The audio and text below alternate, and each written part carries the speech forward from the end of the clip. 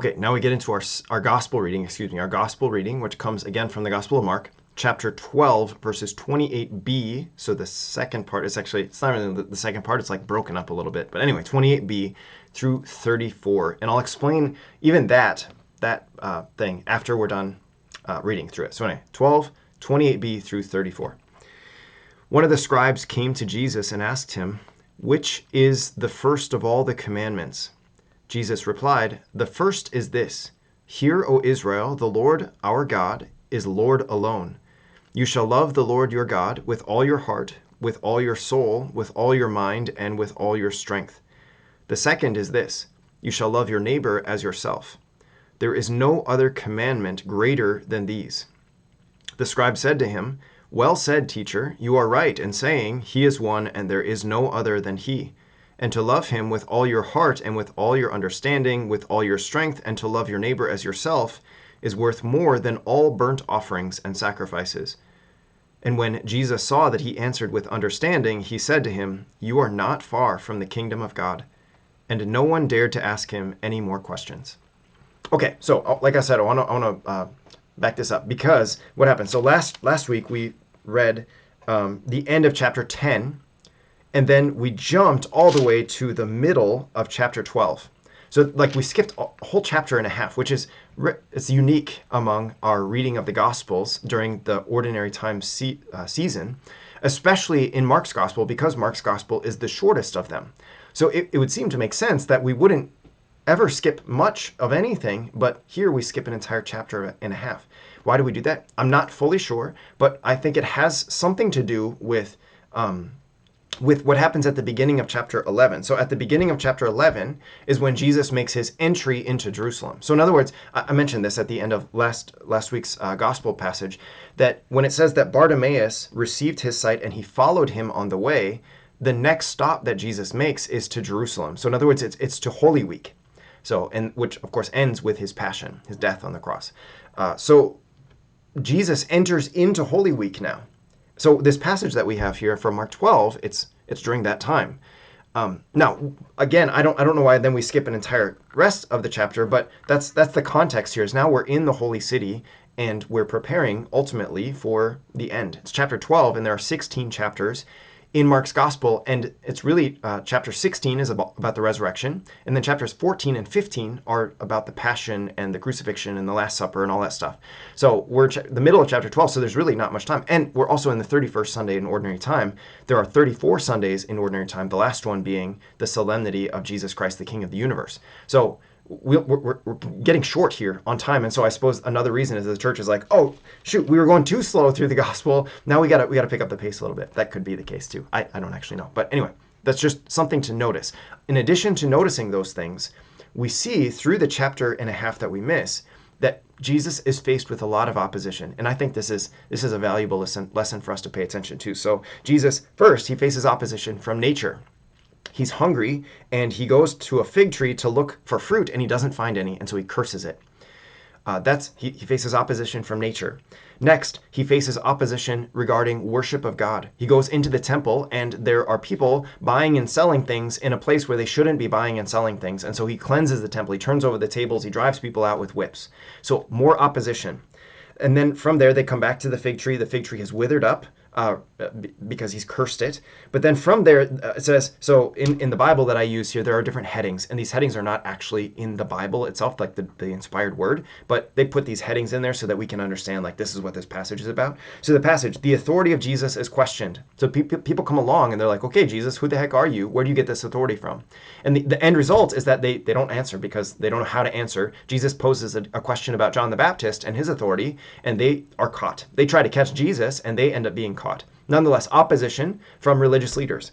Next, the parable of the tenants, which again, Jesus points out that he's come looking for fruit from his people, and they're refusing to give fruit. And what's more, they're going to kill. They're going to kill the owner, or the son of the vineyard owner, which is who Jesus is. So he's like predicting that his death is going to be coming really soon.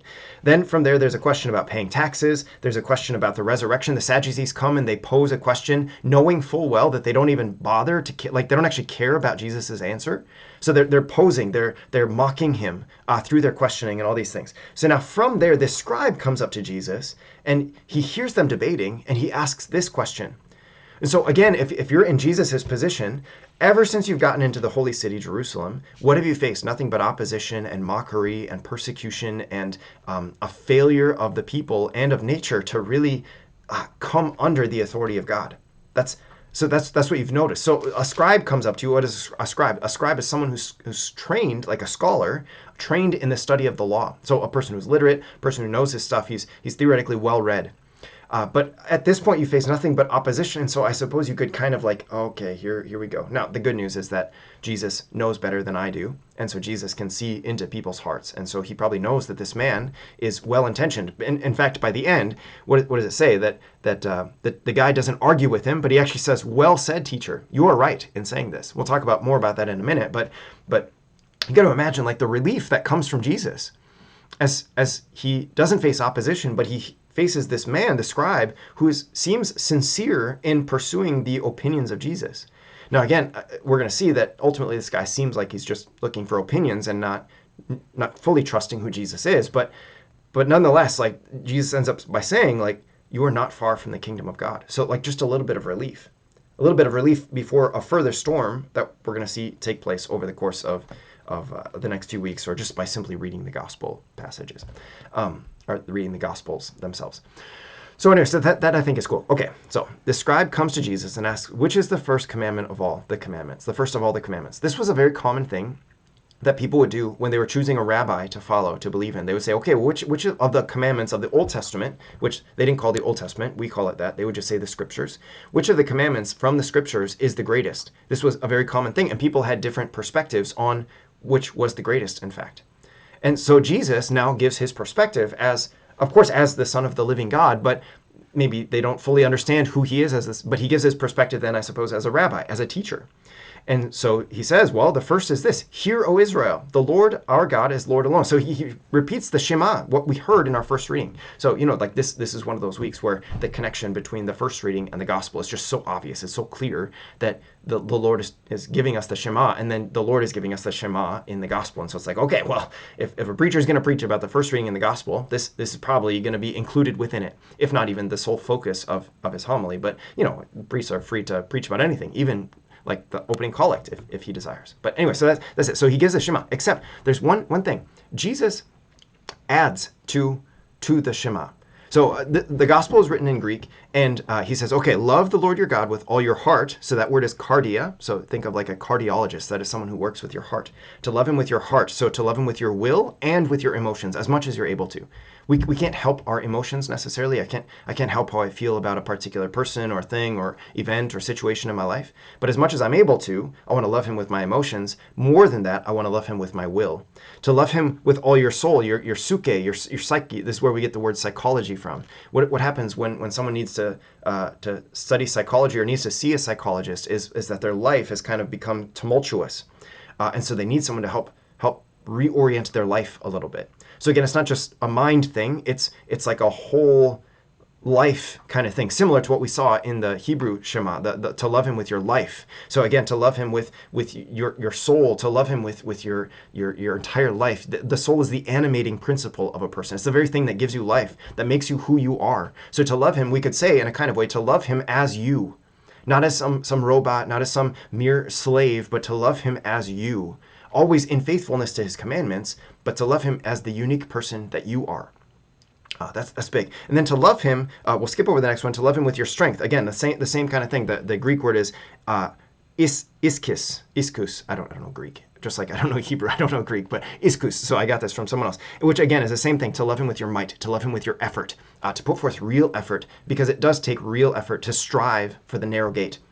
Jesus says that enter by the narrow way. The way is hard and narrow that leads to life, but it leads to life. And so enter by that way. But he also adds to love him with your mind. And that word is dianoia. And it's not necessarily important, that the word, but the word means what? To love him with your thoughts. To actually think about him. To love him with your intellect. your way of understanding. This, I think, it's just so valuable for us to understand this, to think about this. How many people were raised in a time where, why do we believe this? Well, I don't know, but just do it.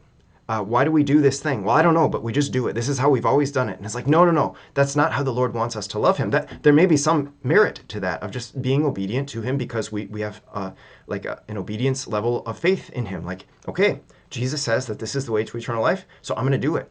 But there's like another level, which is that I also want to engage my intellect. I want to engage my mind to actually think about, like when I like to read the Bible and then to really give myself time to think about it and meditate upon it.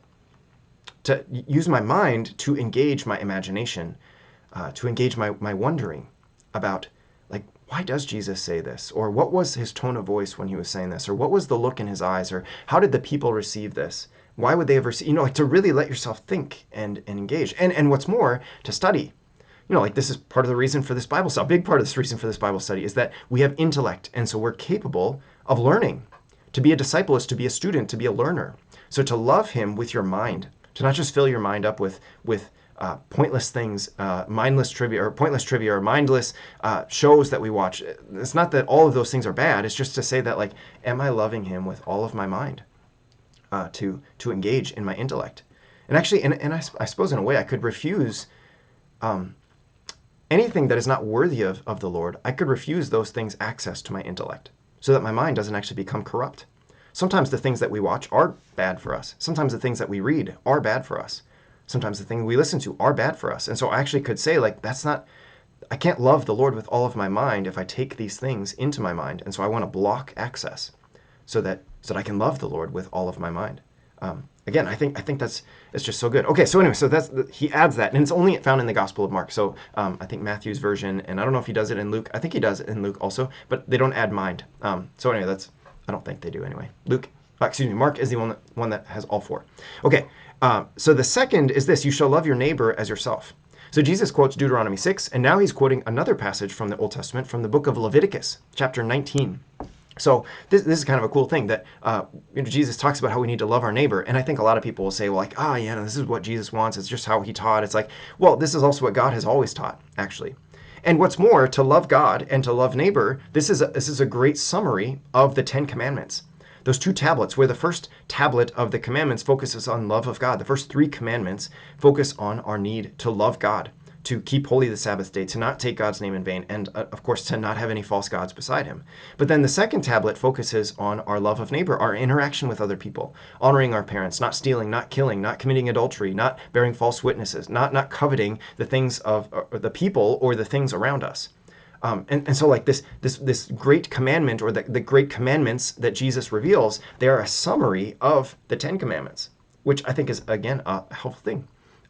To just like point out, like, Jesus wants us to keep the 10 Commandments. He wants us to keep these great commandments. These are the most important of all of them. And then he says, there's no other commandment greater than these. So the scribe then he responds by saying, well said, teacher, you are right in saying. So this is kind of a funny thing. One person I was listening to mentioned this, that the scribe, it's like he agrees with Jesus simply because Jesus agrees with him. Right? Like, you're right, teacher. This is exactly it. You're right in saying this, as though he's not coming to Jesus with this perspective of, like, you are the Lord of all, and so I want to receive whatever you give me. But he comes up like, hey, you're a teacher, I'm a scribe, I'm studied in the law, so what do you think about this? As though it's like they're collaborating, or they're co-workers, as though they're equal in who they are. And the reality is that maybe this guy just can't fully see Jesus. And one person I was reading suggested that this is why Jesus says you are not far from the kingdom. He's not quite there yet because he maybe doesn't fully understand or believe in who Jesus is. Anyway, he says this, and then he says, okay, and this is actually really important, to love him with all your heart, with all your understanding, with all your strength, and to love your neighbor as yourself is worth more than all burnt offerings and sacrifices. A more literal translation is all whole burnt offerings. So in the temple sacrifices, there were certain sacrifices that the priests had to make throughout the day. sometimes day after day after day, some in the morning, some in the evening, some in both morning and evening. And among them were some whole burnt offerings, where they take animals and they had to burn the entire animal and offer that as a sacrifice to the Lord. There were other sacrifices where they kept part of the animal for their food, their sustenance.